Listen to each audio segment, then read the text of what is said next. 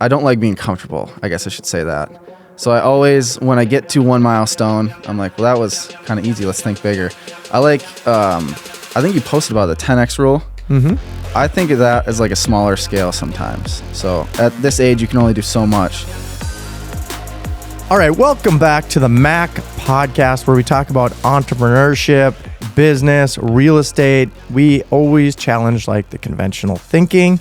Guys, if you're tired of following the same old advice and want to learn how to break free from the herd, create some success in business, real estate, no matter what, you guys have tuned in to the right channel. Guys, I don't have any ads on this. If you can subscribe, share it with somebody that maybe would get some value from this. I have packed a punch full of information in this that can be very impactful if you're in your 20s. So I'm super excited about this one. Guys, in studio, I have a guy that's actually playing for a D1 football team. He's on his way to getting his master's degree. He's also a fitness trainer. He owns a business, a lawn mowing business. He's buying and holding real estate all at the age of 22. Guys, somehow he gets everything done and made a little bit of time for me today to come to the studio. Josh, welcome to the podcast, man. Yeah, thanks for having me. Yeah. So you got a lot of stuff going on for 22 years old. A lot of stuff. Talk about kind of a little bit about your day, like you're mowing and we're in North Dakota, you're playing football, you're training. What does all that look like? Yeah, for sure. So majority of my days start at 5 a.m. We have to wake up pretty early to get our lift in. Okay. We go straight from lift or run to lift in the weight room. Always doing a little extra after. Get home around 9, so about 4 hours of my day are straight football. After that, go home, eat, go right to the mowers, whether it be with someone or solo. If it's solo, it's a longer day. Like I said, I'm in a master's program, so it starts at 6 p.m., so I have to get all my mowings done by 6. And then at that time, 6 to 10, school. So packed day. That's insane. So how do you this football thing never you don't get breaks, right? Is there the season ends and there's a 2 weeks off or something and you recollect or what? Yeah, I think it's a mandatory week off. After that, it's optional lifts. But I mean, if you want to be great and go to the next level, you almost have to be there. So words of wisdom. Yeah, the optional is just the tease to see the guys that don't want to come back or whatever, not going to work out as hard. Yeah. I always like when they put the word optional in there, because then it's then you have to go after and get it right. Yeah. So 5 a.m. Where are you going? What are you doing? The HPC, the Pollard Center. Inside, we have a great facility in there. Okay. So wake up at around 5 or 5:30. Mandatory run at 6. So we do a lot of 3 days a week is sprints, plyometrics, conditioning.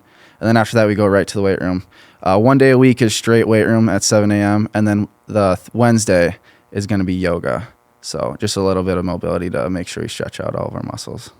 Yeah, I've done some yoga and I figured out I'm not mobile. Oh yeah. I've turned 35 now, so I'd stay with that. Yeah. I don't know what my wife got in me, some hot yoga class, and then watched me struggle and laugh at me a little bit. It's like, thanks, honey. I appreciate you for letting me in on hot yoga. I did feel good. I was tested. My heart rate was really high because it's painful that I'm not flexible. To hold these weird positions. It's I don't know. I think it's really good. I mean, it's very humbling for sure. Yeah. What, so when you go there in the mornings, is there a trainer up in your face? You got to have coaches that are, they're paid to freaking train you guys, right? Yeah, of course. Yeah, we have Coach Bacco is our head strength coach, and he's always there. Very high intensity guy, blaring the music, yelling, whistling in your ear. So it's some intense stuff. Everyone loves it. It's high energy. Mostly no one's there just slacking. We're all cheering each other on, getting reps after reps. We have a lot of our position coaches there too, just showing up, cheering us on. So it's very motivational in the morning for sure. You ever wake up tired and you're like, oh shit. Yeah, for sure. Here we go. Yeah. Yeah. It's a battle sometimes. We always say there's this little saying, you don't have to, you get to. A lot of times you wake up and you're like, oh my God, I have to go here. But it's really just that mind shift. Yeah. Just you get to go and you're Yeah. blessed with that opportunity. Yeah, when you can switch those two words around, it's pretty powerful Yeah. because you're like, you see, it's like, well, not everyone's playing D1 football, right? Exactly. Like, and you get to do that, right? Like you Yeah. have the physical strength, you got the mobility, you got the height, you got everything that to play football like that. So, that's a good way to put it because yeah, there's days I wake up, I'm tired. It's like, all right, I didn't go work out this morning, so I feel crummy about myself, but it's like, I did okay. I'm super sore. So it's like, my body's like, I'm 35 now. So I'm a little bit older than you, in the fact I don't recover as fast, but Yeah. that's a great friggin' point, man. So when you move on, how long did you say you're working out for? I mean, You said usually there's a like 6 3 to a.m.? 4 hours. Yeah. So it's 1 hour. That's your like pumping weights. Yes. Well, for sure, like we're 1 hour of running. So we usually get to the weight room by like 7 a.m. And at that point, I mean, there's no AC in there. It's humid as crap. We have those big commercial fans. So we're just drenched in sweat. We're probably working out for a good hour and a half. And then after that, you always had to do extra, whether it be stretching if it was a hard workout, or if it was an arm day, you have to get some more arms in. So usually get done around 6. So on a light day, probably 3 hours. And this is Monday through Friday. Yes. Wow. Yep. You must be dying by the weekend. No. No. Usually ready to go first the weekend activities. Yeah. for sure. Well, I know you're not because you got friggin' a business to take care of Yeah, too. So you got lawns to mow. And then, how did you get into D1 football? What's your story? Where did you start off? Where are you from? Yeah, so I'm from a small town near Rochester, Minnesota, Okay. Pine Island. Class size about 80 people. So I mean, Okay. it's small, but I liked it. But football was never really like my top sport. I would say I was more of like a baseball guy. I really love baseball. Like down there, it's like a 3-season thing. I mean, you have summer baseball. Most of the time, you're playing on the varsity and the junior varsity, like between like freshman and senior year, just because there's not many guys. So you're playing like 3 seasons. So by my junior year of baseball, I was just burnt out. So, Dang. and at that point, I probably went from like 5'11" to like 6'2", and I grew quite a bit. And junior year football, I did pretty good.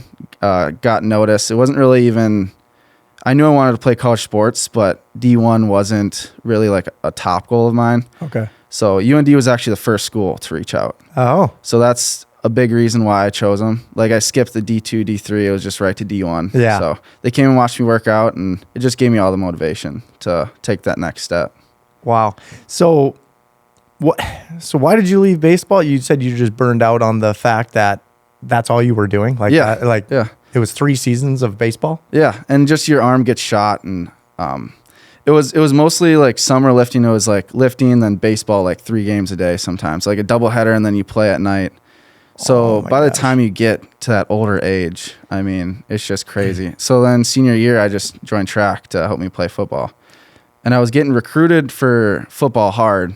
Baseball was kind of getting like showcase invites, like prospects. Okay. So I kind of really shifted my mindset to football. It's And I know, like we were talking before this, like one of my mentors, Ryan Pineda, and he was playing baseball Yeah. for the Fargo Redhawks, and it's just a grind. Like it's like it never ends. Yeah. And you're constantly always working on something and constantly grinding. He mentioned he's like just to go up in level, you have to almost hope someone gets hurt so you get an opportunity.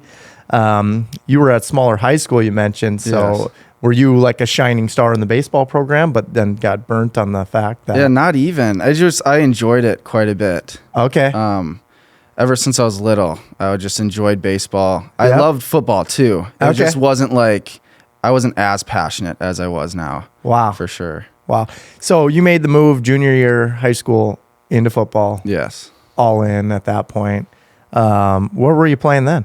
What position? What did you figure out? I was always a running back. Okay. So I was a big running back, 6'2", hard to take down, but I wasn't shifty. I was just a straight line runner. Okay. Just trying to truck people, I guess. But so I got recruited as an outside linebacker, so defense for Okay. UND. So it was a little intimidating going to the other side of the ball, but I mean, I just trusted the coach's decision. Right. So, I suppose how did they make that decision? Is it your height and your weight and your mobility or your instinct, or like how did they, obviously you weren't going to be on the offensive line. You're not big enough for that, but the running backs, I'm sure, got to be super fast 40s. Yes. And how it's like, how does that recruiter go and see, hey, there's a great running back, he'd be a great outside linebacker? Yeah, it's kind of crazy how that works. I would say, like, when I came in, probably 5 of like the 10 outsides were strictly like running backs.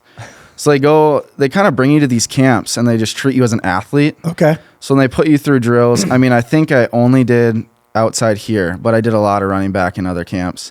And I think I only got 1 offer for running back. Everything else was strictly linebacker or safety. So it's kind of like, wow, I'm going to be playing on that side, so I might as well go to the most competitive school I can. Wow. Geez. Well, I guess, I'm sure there's a process for them, but they identified that you're a linebacker and you accepted that. So you got offered up here at, Grand Forks, the UND football program, which is doing really well now. You've probably been through all the building phase of we were in the mud probably 4 years ago and now have really built to where we're very competitive. Yeah. I think when I was getting recruited that senior year, they had a bunch of injuries and I think they only won like 4 games. Yeah. So that first year here, we made it to the playoffs first time in the Missouri Valley. So that was huge. Yep. So ever since then, it's just momentum on that uphill swing. So what is that like behind the scenes as a D1 football player? And like, was it a new coach at that point or was Bubba in there? I've always had Bubba. Okay. I think he's been here for quite a while. Yeah. I don't remember even the length, but I should. And so what is the mindset shift as you guys won? You came off a bad season.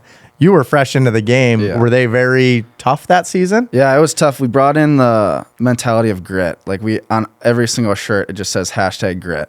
So on everything, Bubba's very hard on like making our workouts tougher than the actual game. Okay. So he just wants a tough, hard-nosed football team. Gotcha. That are like just, if the ones are out, the twos have to be just as tough. So it's got to be just constant building each other up. Wow. Well, and I'm sure that you've learned a lot of your mindset from football then. Is that kind of where, how did you know that you were an entrepreneur then? Like how did you adapt the two? Yeah. So it kind of came during COVID. Okay. So interesting. We were up here. We're doing spring ball. So our spring football season, we have that spring game. So that's really where you make your move in the depth chart. So we had the first half of that, and spring break is kind of the midpoint. So we went home for spring break, basically, long story short, never came back for COVID. And that was my freshman year. So first year, my first Panure, I guess, would have been Instacart, if you count that. It's kind of like a Uber Eats. Okay. So I got to create my own schedule. I was making like $15 an hour and thought I was just the best thing ever. So, I mean, I was probably 18 at that point. Just being able to go whenever I wanted to was just everything to me, especially when I had to I remember I made my own weight gym during COVID. So I grabbed like concrete, poured it in a bucket, and had these like big blocks of wood as like a squat rack. So it was just like 3 months of just trying to innovate and get my workouts in. So just that, Instacart, trying to pay for rent somehow because I couldn't go back to the fitness gym that I had in Grand Forks. Yep. So I had to get my rent somehow because I already had a lease up here. And so you redshirted, COVID happened. Yeah, so I had 2 red shirts technically. So I redshirted and COVID year didn't count. So I could play 6 years, yeah. Dang, okay. So I suppose that's kind of a gut punch to you as a brand new athlete. Exactly, yeah, because you come from playing 4 years straight to not playing for 2 years. And then you come back and it was almost like foreign. Like you had to learn a lot of the movement patterns. Really? Again, yeah.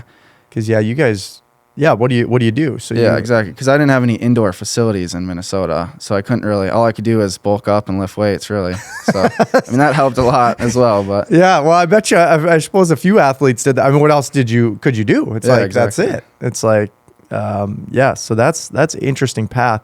Well, if you were pouring concrete into buckets, you should have called Mac Construction. We could have probably put you to work in the concrete field. But yeah, it was an interesting timeline in business and in sports. I mean, we'll remember that for an entire life. You lived it. Exactly. And so that's, that's pretty interesting. What is Instacart? Hold on. I need to figure what that is. Yeah. So like Uber Eats is like delivering lunches and like That's what I think of it as. Like, or you can order dinner and like through the app or whatever. And I'm a little older than you, so I need to know what some of these things are.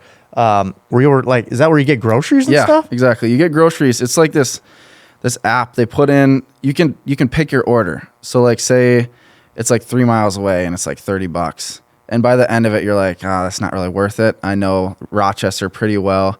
So, I mean, it was actually crazy because you get these items and you have to like scan them in through the barcode. Okay. And I knew like Aldi and Hy-Vee front to back. I knew where everything was by that point. So you go and pick it up too. Yes. You grab it from the shelf. I'm the shopper. How they have like aisles online. I was doing everything. Like I would go there, pick it up, drive it, deliver it to their front steps. So how would they pay you? Like I know you said it averaged at $15 an hour. So I'm sure you like that as an entrepreneur because the harder you work, the more you would get paid. Yeah. But walk us through like how does a young person go and do that and get paid? Like what's the process? It's fairly easy. I think you just have to be 18, but it is a 1099. So you get everything the day of. So I loved it then, but you have to pay it in after. Good thing I deducted my miles and such, but so I didn't have to pay too much because you can depreciate the car. But, but, gotcha. Yeah. So, well, I think it's important that even at that point you started learning business. Exactly. Right? Yeah. Like, okay, I can deduct the car. And its problem is you go to like these H&R Block or something like that. They're like, well, I don't, some are helpful, some are not, but you start understanding the tax game. It's like, okay, I got this 1099 income, which if you don't know what that is, it's basically they just pay you exactly the gross pay. They don't take out any taxes. So when you go file with the tax man later that year, you probably got a little surprised. Yes. And you're like, shoot, what do I do now? Yeah. It's like, okay, let's deduct the car, the cell phone, anything I can find to deduct. Yeah, exactly. You found the deductions game.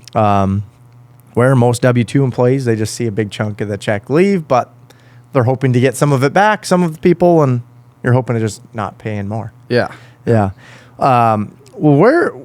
So you have a passion for fitness. Has this been always, or has this been because of sports?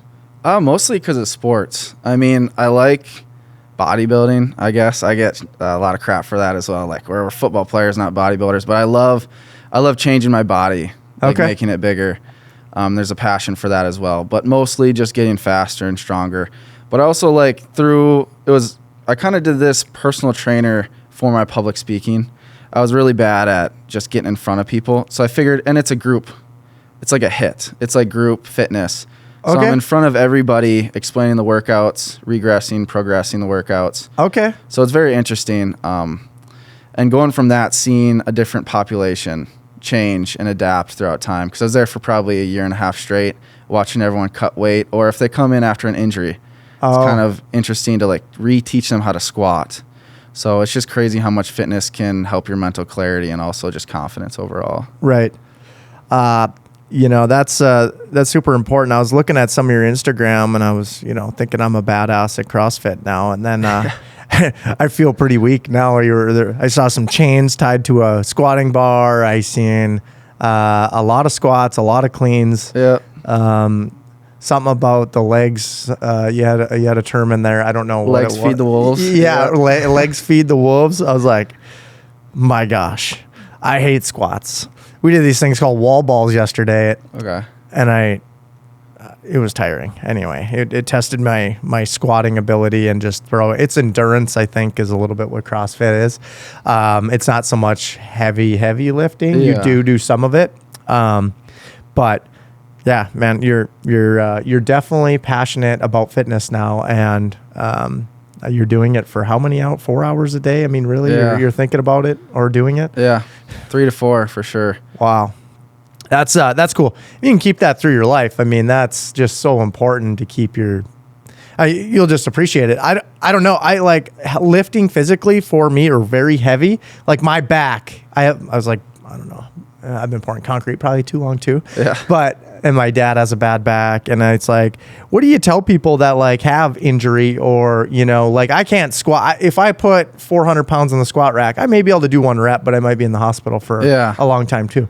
And what do you tell people like that you train then? Yeah, I think it's a big big theory is the progressive overload. Just starting what you can start with so you can show up the next day. Obviously, you're going to get sore, but you don't want to be to the point where you can't get out of bed. Right. So a big thing we harp is like first day, focus on breathing, focus on the technique.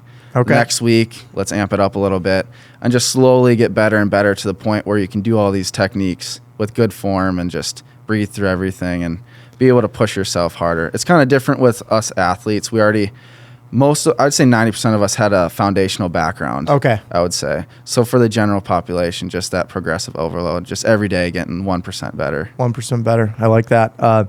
Is there any, so if they get the fitness right, I mean, you guys are in the gym 4 hours. Mm. I cannot be in the gym longer than an hour just because of what I have going on in business today in life. And you add some kids to the mix. It's like, where did the day go? But what else,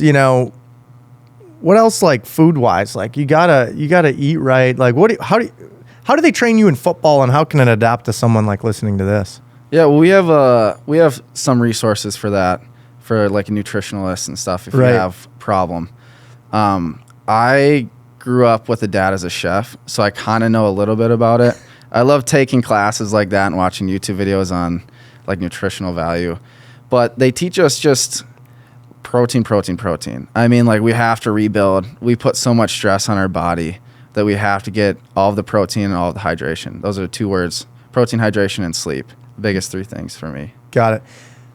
So I'm just curious, right? Like I'm drinking protein shakes, I probably get 40 grams from that or something. And then lunches I don't know. I don't eat enough. But I eat protein bars that I don't know if are healthy or not. But how do you get? I don't know what your weight and what you eat for protein, but how do you get that? How do I get it? How do you get your protein? Yeah. How do you make sure you get it every day? I'm a big protein guy. Like protein scoops, protein. I like the Fairlife from Sam's Club. Oh yeah. So just awesome. Anything on the go. I'm huge with that, especially like mowing. Like I have to get it in routinely. I'm a big timing guy too. Not a lot of people believe in that, but I do. Just making sure that I have a bunch of small meals instead of 3 big ones. Especially as an athlete, you don't want to be overly bloated. Like if you eat at 10 p.m. and you run the next morning, it could be bad news for that, especially if it's conditioning day. So how are you? You're drinking these shakes. How many shakes are you drinking in these Fairlife? Like, I mean, you must have stock in it by now. Yeah, well, yeah, exactly. I probably drink like 2 extra shakes a day, I would say, just like simple 30-gram protein shakes.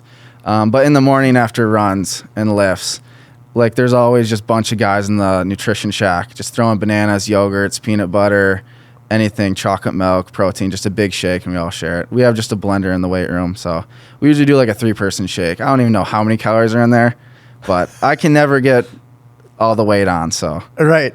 Well, I'm just thinking, what is it? Is it 1 ounce of protein per weight? Is it 1 to 1? I think it's 1 gram of protein per kilogram. It might be body weight too, but I mean, it'd be a lot. Yeah. It'd be like 200 grams. Well, I listen to like Alex Hormozy, if you know who that is. And he's like, well, I eat 2 pounds of meat. That's what I need. I need 200 grams of protein per day. He's like almost 200 pounds, whatever. And he's like, I eat 2 chicken breasts every day. He eats like the same things because just timing wise, then he doesn't have to figure out. He also dresses the same every day. Yeah. Which is a little weird, but for him, it's working. Yeah. But he's eating 2 chicken breasts and then he eats dessert, whatever he wants to eat to fill his rest of his calories. It's kind of interesting. So, but protein shakes are a good one. Not everyone like it. I would say if you haven't had the Fairlife ones from like a Sam's Club or whatever, they're like the best. Yes. I don't know what they have in those for protein, but it doesn't feel like you're drinking 30 grams of protein. No, not at all. But they're expensive. So that's why I asked you if you bought stock in there. It's like, oh yeah. or if we can sponsor that. Yeah, exactly. He'd be a good Fairlife advertiser if you could. So, well, that's awesome. So what else in fitness is like, people struggle with it. Like they can't get a mindset to like turn it on. Like I know you're turning it on for 4 hours a day. How can someone just turn it on for 1 hour a day? Stay consistent. What have you seen that worked since you've been a trainer? You must have seen people being consistent. Yeah. What is it usually lack thereof or? Yeah, it's a lot of lack of I mean, obviously motivation, but I would say more so discipline. Okay. A lot of it's hard to start. I hear a lot of comments in the weight room, like where I'm going, like in the FitBody. A lot of comments of people like getting into groups. They have like group chats and I'm in it. And the other day somebody was like, how do I come back to the gym? I was just on vacation. It's like the least of my worries. And everyone's like, just do it for us. I mean, you have to have those partners.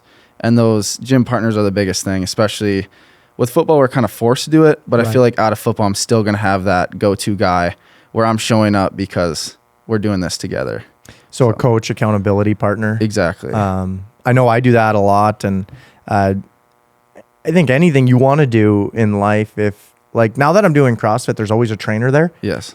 They just push you so much more. They're going to, on the days you don't feel like working out, which they happen, we're human, they push you through that and you always feel good when you're done. Yeah, exactly. But if it's just yourself pushing you, it's tough. It is. It really I is. mean, so what are you going to do? You're going to go find, like, after football's done, you're 3 kids in, you're just going to continually keep having a trainer of some sort or a coach? I think so. I don't know. I want... Or you're going to be the coach. I was going to say, I like being in that role. Okay. For the longest time, my goal is to be a collegiate strength coach. Yep. So I want to get my CSCS, which is the college strength coach conditioning.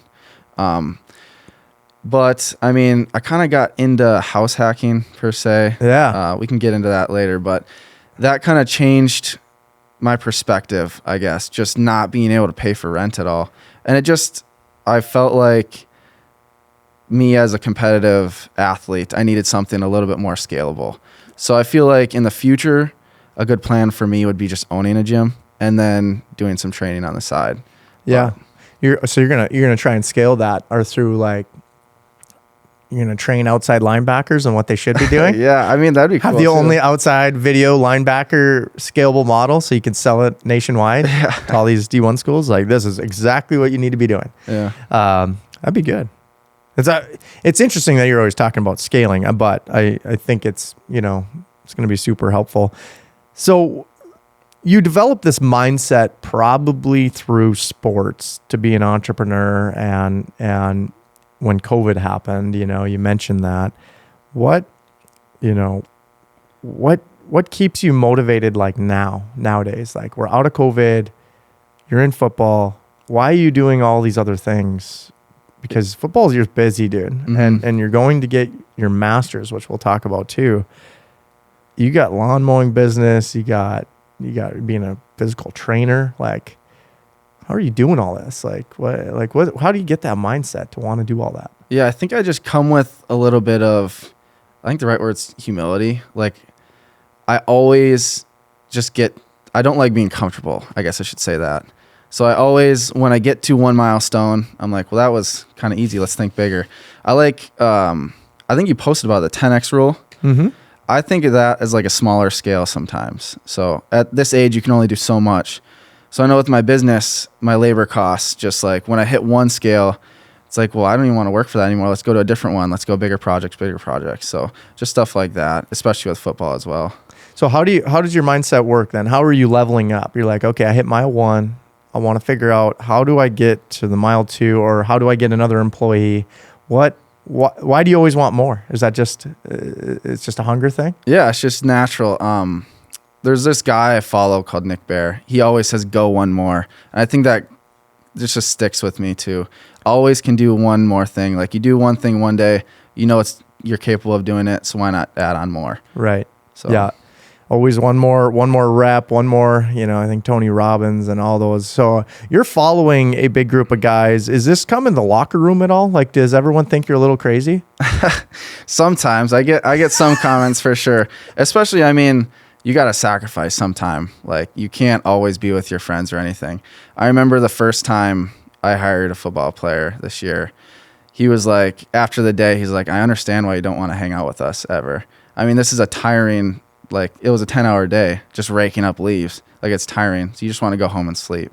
So, I mean, I get a lot of crap for that sometimes, but mostly like good feedback. They're respecting. Well. Yes, exactly. I'm sure what you do. And I thought football players just played football and then partied all winter, Yeah. I thought that was the deal.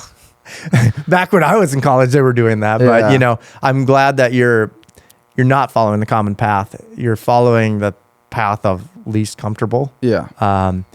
You talk about that. I'd say you're unique in that, right? Like all your coaches probably know that.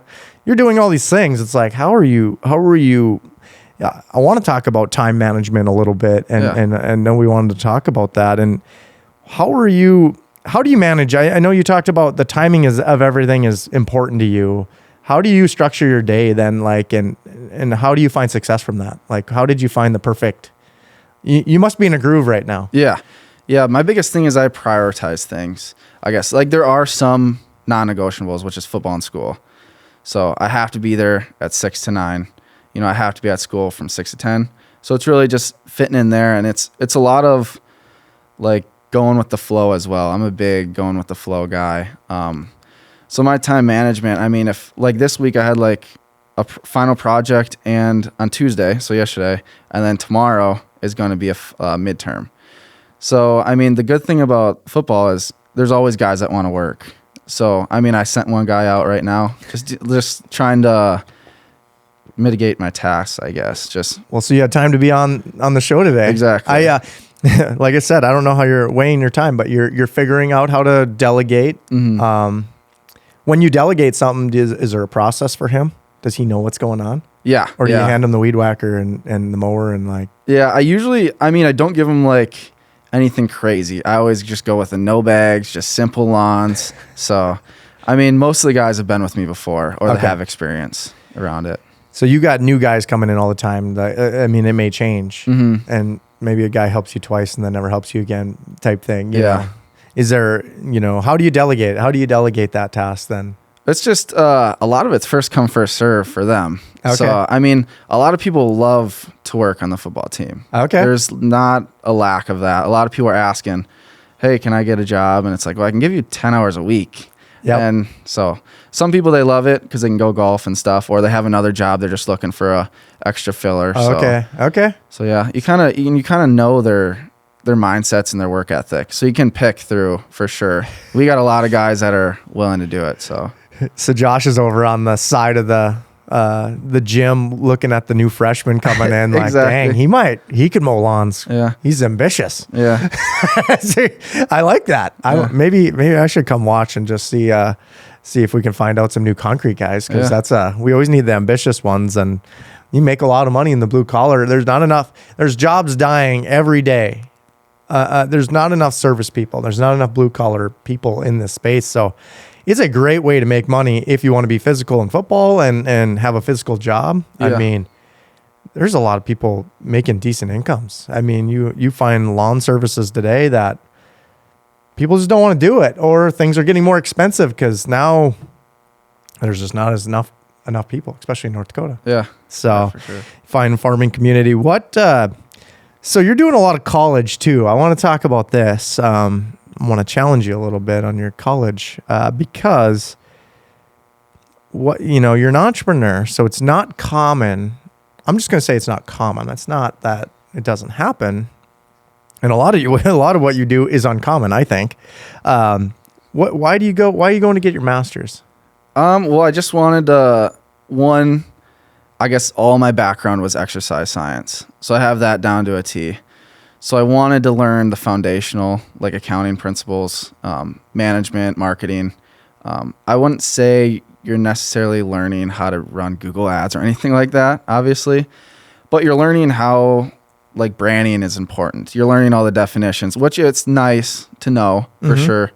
You can apply it. I apply quite a bit, I would say, but mostly football. I mean, a lot of it's, I want to still play football. Okay. And I don't want to take the undergrad. I want to keep building my knowledge, and I felt like the master's was the best way to do that. You leveled up. Yeah.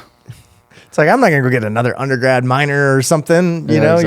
You're gonna go right to the peak. So just because most people probably and it's I think it makes more sense now that you mention you just want to play football longer. Is this your last year of football then, or would you have 2 years left? I have 2 years left. Okay. Undecided on the last one. Okay. I'll be done with my master's. So then it leaves me in a weird space where I'm really going to school just for football, which, I mean, I'm not opposed to doing because you can only play it once. Right. And that's the biggest thing on my mindset right now. But it really depends on where the team needs me, I guess, as well. Where does school take you next then? Or like, what would you do if you did more schooling?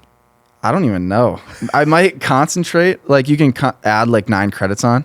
So like I would do like a business analytics and look more in interpreting data and such. Okay.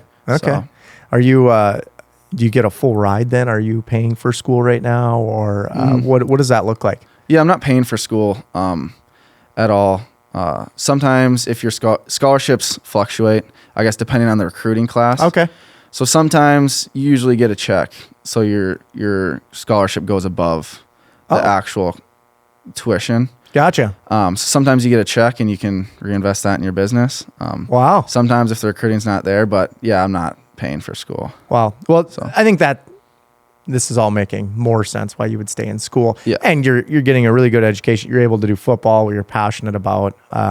You're developing a mindset that I think every 20-year-old, and beyond should have or get.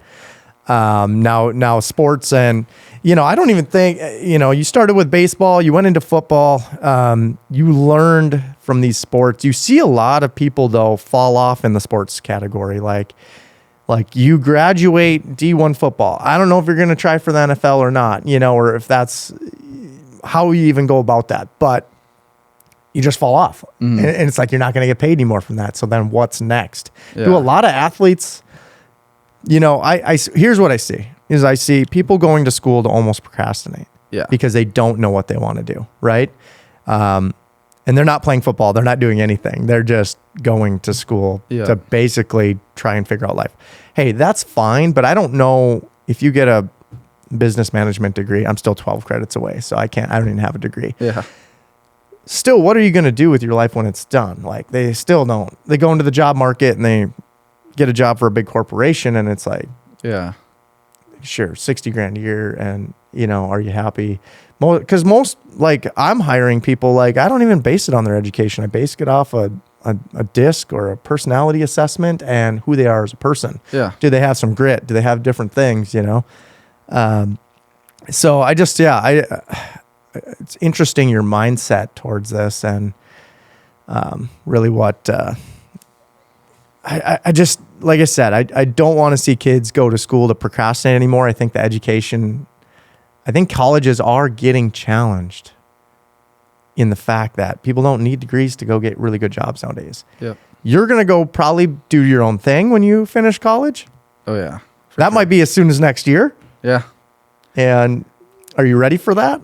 Yeah, I would feel like I'm ready. I don't know what I'm going to do, but I'm ready to tackle anything that comes my way, I guess. So what's one thing you're really good at? I love finding deals and negotiating, I guess. I'm good at marketing myself as well as, I guess. What do you mean marketing yourself? Just branding my company, I guess. I don't spend much money on it. I actually have zero leverage at all in my company, which is unique. One thing I maybe would go back and do would leverage it a little bit. I'm all cash. Even like my insurance and all my insurance just paid out in front. I don't like that feeling with that at least, because I know it might not be my end goal in 10 years is to have a lawn and landscaping company. Okay. So are you gonna scale it and sell it, or is it just a way to produce some cash for now? It started out just getting capital for real estate. Okay. I'm not going to lie. Now that I've gotten my clientele up and I have a lot of like one-time services, I feel like it'd be hard to let go right away. So maybe the next couple of years I'll make a run for it. Yep. I have a lot of buddies that are like freshmen wanting to like buy it from me and stuff already. But besides that, I wouldn't be opposed to selling it for sure. Yeah. Well, it's just, you don't know what you're going to do, but you love deals and negotiating. That's, I think, the entrepreneurial mindset. Like that's what I love doing. Yeah. I would love when I started out, I went and bought a house with my fiance. I sold her car to buy the house, and then we had some money and I started a business. I was like, I know construction, right? Like I grew up dad doing that. That's kind of my path into it. And then I was like, I quit the W-2 job. I was working next to my dad forever. I had a W-2 job for a year because, of course, you butt heads with dad. And and I just went back to construction because it was what I love doing. And so any entrepreneur out there, you have to, if you love what you do, you're not working a day in your life. I think it was like that for me for a long time. I went back to construction. I made good money doing it. Yeah. I think it's gonna be hard for you to pull from lawn and landscape without, this is just my opinion. You're probably going to try to level up somehow. You're going to try to do sprayings. You're going to offer more services, like you said. My guess is you'll do some kind of physical training in the morning and try to run this business too, because that's what you've done for cash. I think, we're getting into real estate now because you're producing cash for these to produce the real estate. But most people don't understand that you can't just go into real estate to make money. Yeah. It doesn't make any money right away.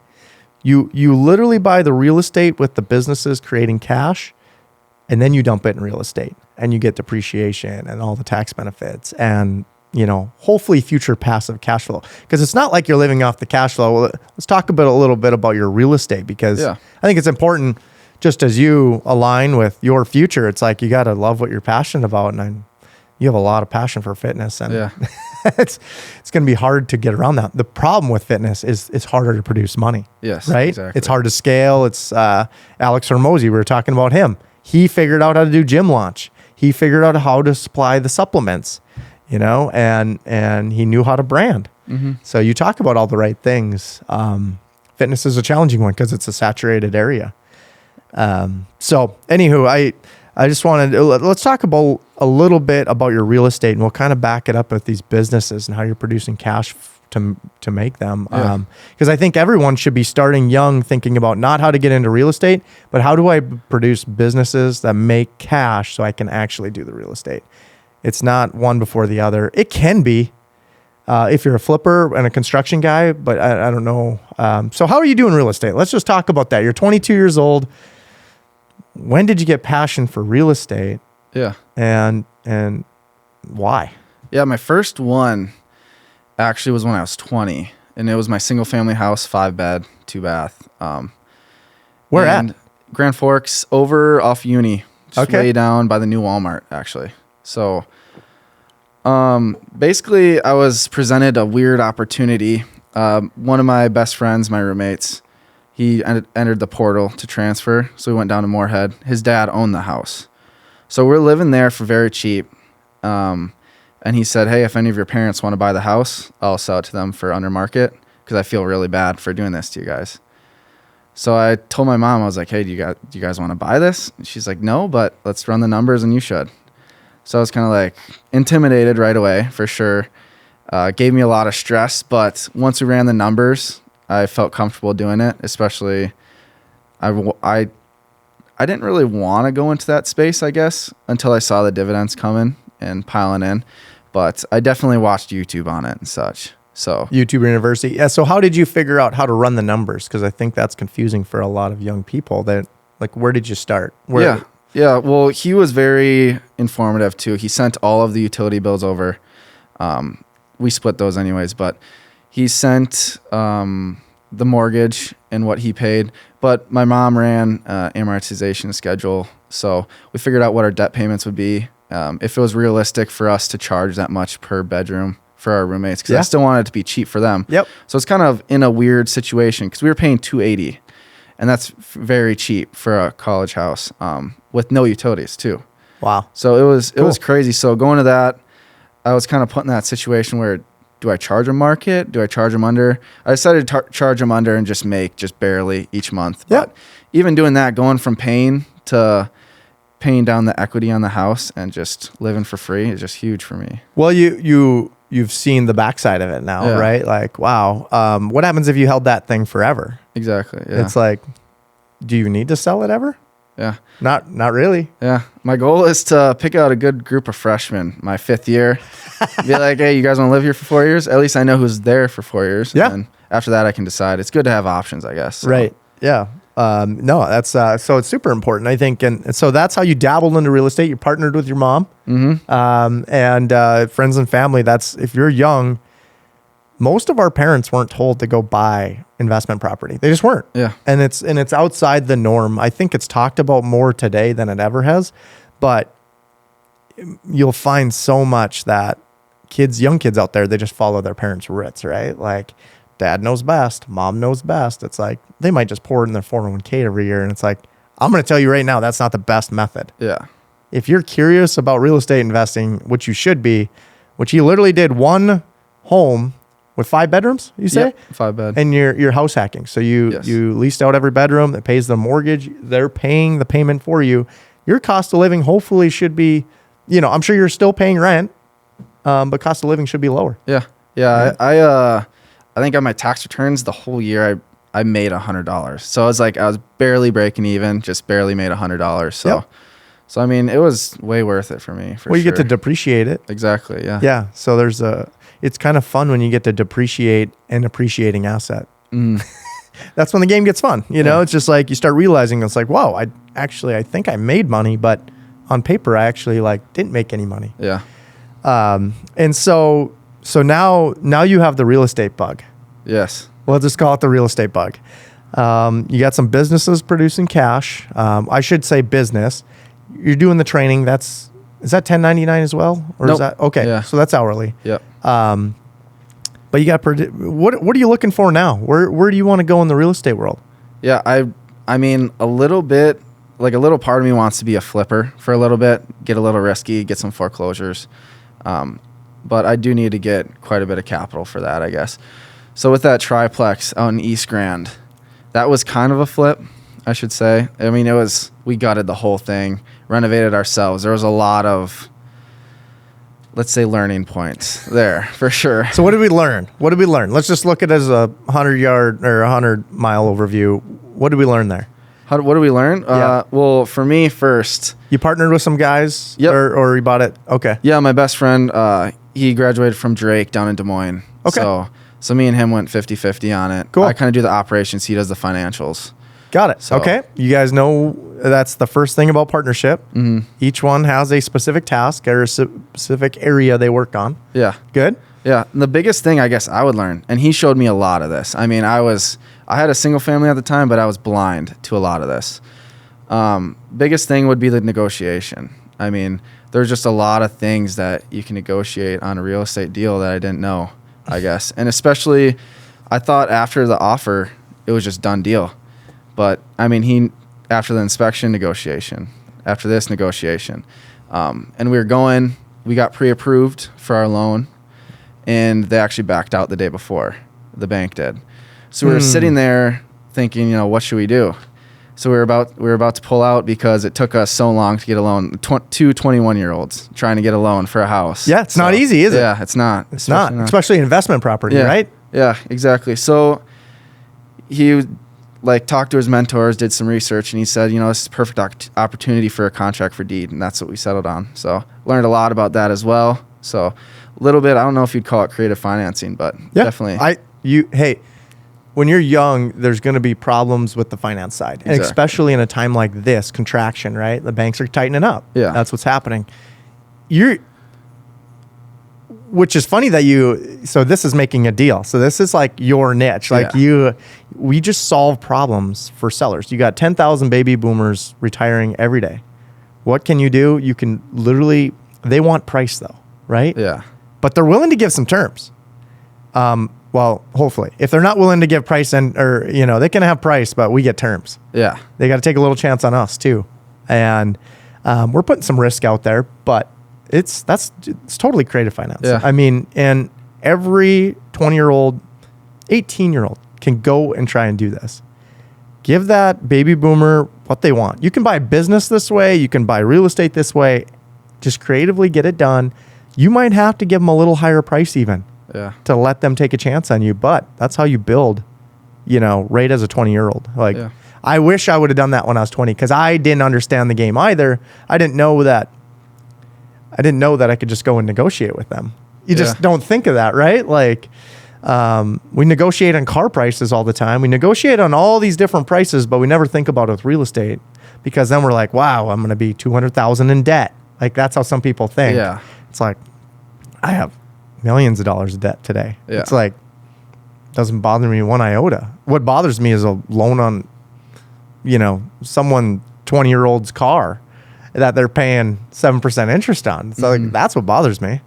So yeah, well, and so you learn now you really got the itch though on this tri-plex, because you're like, all right, we did this deal. So contract for deed, what was the setup, I guess, just broadly? Yeah, I think it was like a 3-year deal, 3-year contract. So we're coming up on 1.5 years here. So we kind of have to figure out our options if we want to sell. I mean, it is on the market, but we're not like forcing it. We'd love to refinance too if it came to it. Yep. Kind of, I don't know what we'd put it into right away. Probably another flip. I mean, yeah, right. We love risk. I should say that. We love us. We really feed on each other. And I mean, this opportunity was brought to me. We had potential deals in Fargo. Okay. But we didn't really like that it was down that far with my schedule. He's in Des Moines. We were about to write an offer on this one, and they just accepted one like an hour earlier. Okay. So, okay. So then I found this one, and you know how they always have on the descriptions, like, incredible investment opportunity, blah, blah, blah. And I just sent it to him for giggles. I was like, hey, let's look at this. He's like, you know what? Let's hop on a Zoom right now. This actually works perfect. So then I was like, you're kidding. We go to the place. You're kidding. And I mean, I was like, I can't believe it's this like cheap, to the realtor, my realtor. And he's like, you'll see. Just wait. And I was like, oh, crap. We walk in, and I mean, it just needs so much work. And I remember calling him, and I was like, we cannot do this deal. We're not following through with this. And I got convinced to go into it. So it worked out perfectly. I wouldn't say perfectly, but it worked out great as our first deal together. So I'm looking forward to a lot more with him. Yeah, good, man. No, that's well, it sounds like it's your best friend, but he's pushing you too. Yeah. And you like to be pushed. Yeah. So dude, keep it going. Everyone should understand house hacking. If I was 20 again, I wish I would have house hacked. I sold my fiance's car for $6,000. I got a check from Obama because the housing market was so dry. No one was buying in 08 and 09 recession. I had $14,000 in my pocket, literally in a recession, and started my business. Yeah. And it's been, decent ever since. A grind. I mean, you got to get gritty when you're in business, because there's a lot of bad days, there's a lot of failures, and there's a lot of learning. But if you can pound through that, be resilient. I think even in branding or in business, judgment holds a lot of people back. Like, what happens if I fail? Yes. It's like, you know what? Live from it, learn from it, and move on. So if you can, man, you're doing a great job though. At 22, you should be pretty proud of yourself and what you've accomplished, especially playing football and getting your master's. That's crazy. You're inspiring me. So what other advice would you have if you're like someone young listening to this? What advice would they have during their 20s? Yeah, I think the biggest thing that stands out, a lot of us have the same mindset, I feel like, especially with all the content getting pushed. It's just not many of us act upon it, I would say. Yeah. Just taking that one step, whether it be flipping couches like Ryan. Yeah. Just starting small and getting bigger, it's just so addicting. Yeah. So I would just say take action. Take action. Yeah, there's a lot of planning going on, but not a lot of action getting taken at the end of the day. And if you can, I mean, when I was in my construction career starting up, just thinking about it, it's like all I did was action. There was very little plan. Like, I don't even know if it's going to work. Yeah. But I'm going to give her smoke, and I had a little plan in place, and like just 14 hours a day. Let's just keep it rolling. Yes. But yeah, there's not enough people on that side of the thing, and you take action, a lot of things can happen. Yeah. What's your biggest fear? Oof. As an entrepreneur, you sound pretty strong as a football player, so I need to break you down. Biggest fear. I mean, I don't want to say failing, because I'm not afraid of failing. That's every entrepreneur's fear. I don't like failing. I don't like losing, but biggest fear, that's a tough one. Biggest fear as an entrepreneur. Well, you can just give me your biggest fear. It could be snakes. I don't know. Whatever you want to tell me. What do you want to tell me? How I break down Josh right now? Probably not reaching my true potential. Okay. I would say. Cool. Yeah. So is that what is your full potential? What's your dream of where do you see yourself in like 10 years then? I'm going to get you a little further in that. Where, what would be your full potential in 10 years from today? 32-year-old Josh, sorry. I guess I want like the rich dad, poor dad, Robert Kiyosaki, the investor. I want to get to that point where I'm hands off if I want to be. Like, say I want to go do something with my wife at the time. I want to be able to have that flexibility. And I think that would be my true potential. And also not risking my fitness at all as well. So, especially because that's a big part of my life. So, balancing the two as well as getting to the top for my wealth game. Nice. I love that. That's good. I think if any 22-year-olds hearing that, I mean, it should inspire you to hopefully, if you haven't read Rich Dad Poor Dad, please read it, and take action, build a lifestyle that you want to live in the future. Delay the gratification would be something that is so powerful because everyone wants instant gratification. I don't know what you drive. I didn't see what you pulled up in, but it's like, my guess is that you're investing everything into your future, not into right now. Yep. And if you can do that when you're young, I did that when I was young, it pays dividends when you're 30, 35. It's like I blow myself away because I never thought I would hit here. And I was like, God, when I get there, then I'm good. You don't do that as an entrepreneur. Yeah. Exactly. There's another level. There's no stopping. Well, I got one last question for you. What does unfollow the herd mean to you?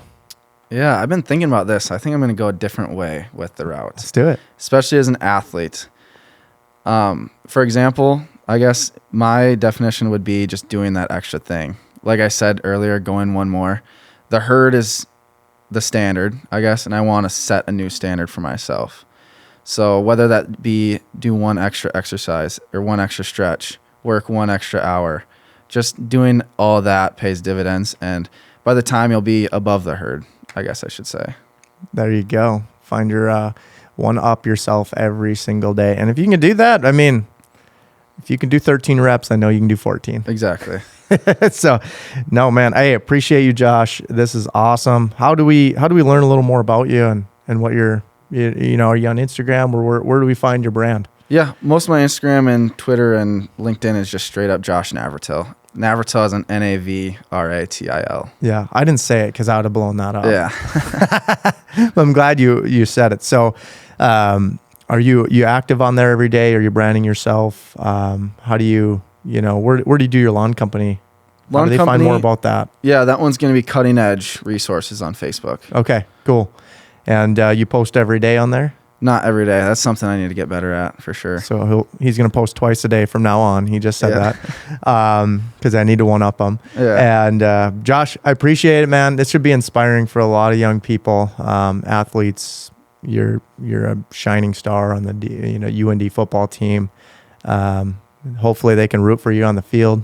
Make sure you're at the Laris. Oh yeah. And you guys got a good team plan so far? Yes, for sure. You guys are grinding. So appreciate you having on. Hopefully we can follow up in like a year. I'd like to see where you're at. Yeah, of course. You're going to be in a weird spot. Yeah. Yeah, man. Appreciate you. Yep. Thank you. See you.